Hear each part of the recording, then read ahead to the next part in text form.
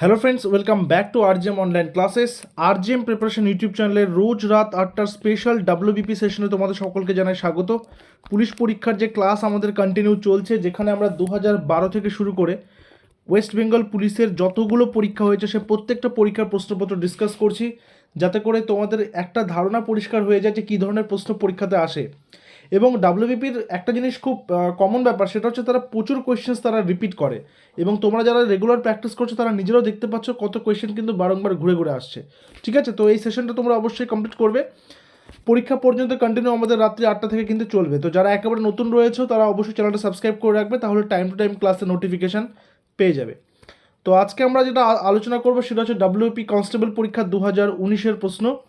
সেটা আজকে প্রথম পার্টটা ডিসকাস করছি। ভারতীয় সংবিধানের কোন ধারাকে বা কোন আর্টিকেলে ডক্টর বি.আর. আম্বেদকর সংবিধানের হৃদয় ও আত্মা বলেছেন, হার্ট অ্যান্ড সোল বলেছেন? কোন ধারাকে? ধারা নম্বর 19, 14, 32, 356। সঠিক উত্তর কোনটা হবে সেটা নিচে লাইভ চ্যাট অপশন অথবা কমেন্ট সেকশনে জানাবে। সঠিক উত্তর অপশন নাম্বার সি, 32 নম্বর ধারা।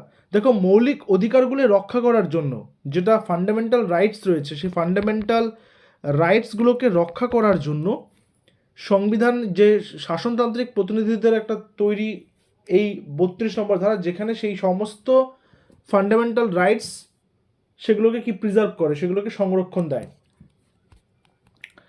মহাকাশে বা স্পেস কোন মহাকাশচারী আকাশের রং কি দেখবে? অর্থাৎ মহাকাশে কোনো মহাকাশচারী আকাশকে কি রঙের দেখবে?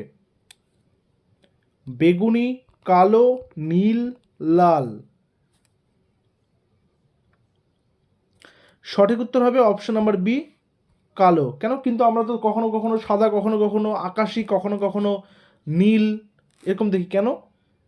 তিনি কেন দেখতে পাবেন না? কারণ মহাকাশে কোনো বায়ুমণ্ডল নেই, তাই সেখানে সূর্যের আলো কোনোভাবেই প্রতিফলিত হয় না, তাই সেই কারণ বা বিচ্ছুরণ হয় না অ্যাকচুয়ালি, তাই সেই কারণে সেখানে কিন্তু কোনো রং দেখা যায় না।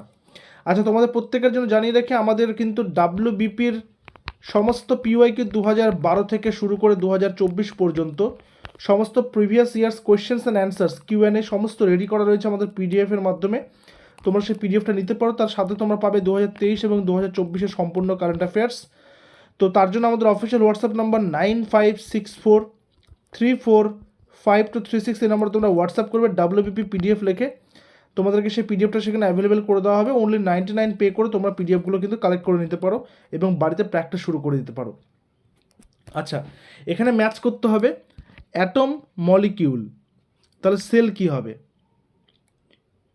ঠিক আছে, অ্যাটম মলিকিউল যদি হয় তাহলে সেল কি হবে? অর্থাৎ সেল দিয়ে মানে মলিকিউল দিয়ে তৈরি হচ্ছে অ্যাটম, তাহলে সেল কি দিয়ে তৈরি হবে?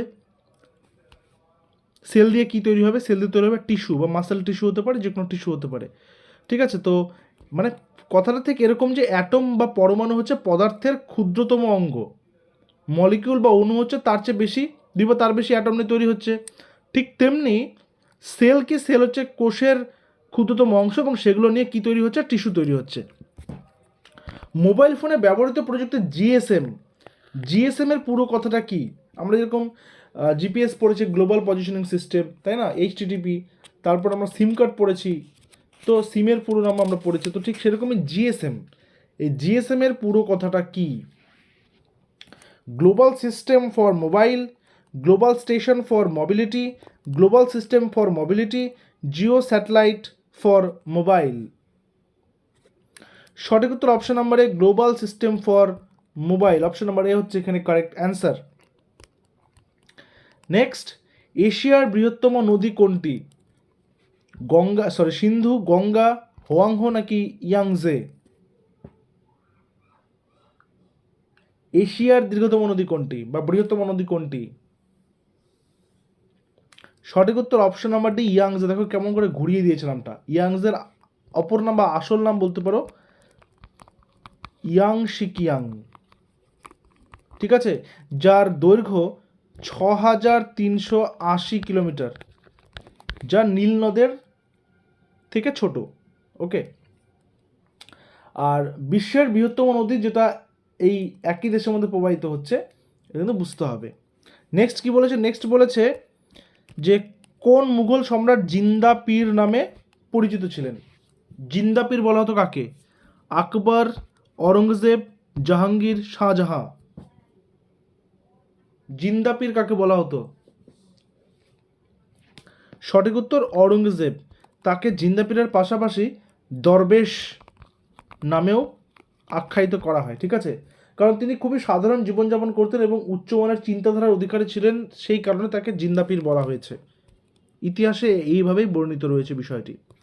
ফটোগ্রাফিক ফিল্মের আলোকচিত্র পরিস্ফুট করার জন্য কোন রাসায়নিক দ্রব্য ব্যবহার করা হয়? ফটোগ্রাফিক ফিল্মের আলোকচিত্র পরিস্ফুট করার জন্য কোন রাসায়নিক দ্রব্য ব্যবহার করা হয়? Silver, bromide, hydroquinone, sodium sulphate, sodium carbonate. সঠিক উত্তর অপশন নাম্বারে সিলভার ব্রোমাইড। নেক্সট কোয়েশ্চেন, নিচের কোনটিকে বাদামি কয়লা বা ব্রাউন কোল বলা হয়? অ্যান্থ্রাসাইট, লিগনাইট, কোক নাকি বিটুমিনাস? বাদামি কয়লা বা ব্রাউন কোল বলা হয় নিচের কোনটিকে? সঠিক উত্তর লিগনাইট, অপশন নাম্বার বি।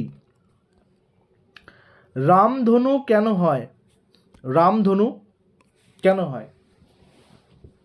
আলোর প্রতিসরণ ও বিকিরণের জন্য, আলোর প্রতিসরণ ও প্রতিফলনের জন্য, আলোর বিক্ষেপ ও প্রতিসরণের জন্য, আলোর বিচ্ছুরণ ও প্রতিসরণের জন্য? সঠিক উত্তর কি হবে? সঠিক উত্তর আলোর প্রতিসরণ এবং তার পাশাপাশি প্রতিফলনের জন্য। সেই কারণে কিন্তু বিশেষ করে দেখবে যখন বৃষ্টিপাত হয়, বৃষ্টিপাত হওয়ার পরে তো বায়ুমণ্ডলের মধ্যে ওয়াটার পার্টিকেলস থাকে, ঠিক আছে? তো সেগুলোর মধ্যেই ওই আলোর প্রতিসরণ ঘটে এবং তারপর প্রতিফলনের ফলে আমরা সেই রামধনুকে দেখতে পাই। অগ্নি প্রতিরোধক পোশাক কি দিয়ে তৈরি হয় যেটা আগুন প্রতিরোধ করতে পারে? অভ্র, ক্যাডমিয়াম, সুতি কাপড় নাকি অ্যাসবেস্টাস?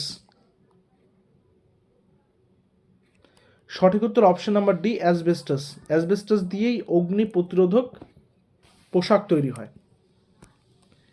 জিকা ভাইরাস, জিকা ভাইরাসের উপস্থিতি প্রথম কোন দেশে সরকারিভাবে ঘোষিত হয়? জিকা ভাইরাসের উপস্থিতি প্রথম কোন দেশে সরকারিভাবে ঘোষিত হয়? Uganda, Sri Lanka, Australia, Pakistan. আমরা কিন্তু এখানে ডাব্লিউবিপি কনস্টেবল প্রিলিমস 2019-এর প্রশ্নপত্রটা ডিসকাস করছি। মনে রাখতে হবে এই যে প্রশ্নগুলো, এই ভাইরাস বা জিকা ভাইরাস হলো, করোনা ভাইরাস হলো, বা যে কোনো ভাইরাস হতে পারে, বা যে কোনো ঝড় বৃষ্টির নাম হতে পারে, সেগুলো লাস্ট 2-3 বছরের কারেন্ট অ্যাফেয়ার্স থেকেই আসবে কিন্তু, ঠিক আছে? তো সেগুলো কিন্তু ভালো করে দেখে রাখতে হবে।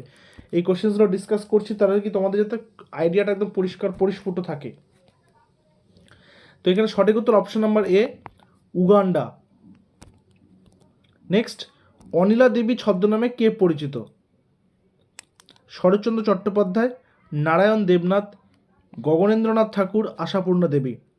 তাহলে এই কোশ্চেনটা 20 নম্বর কোশ্চেনে তোমরা হোম টাস্ক করবে, তোমাদের জন্য থাকলো এটা, নিচে কমেন্ট সেকশনে জানাবে ক্লাসের শেষে। ক্লাসগুলো কেমন হচ্ছে জানাবে। দেখা হচ্ছে পরবর্তী ক্লাসে। Till then stay connected with RGM preparation YouTube channel. Thank you very much.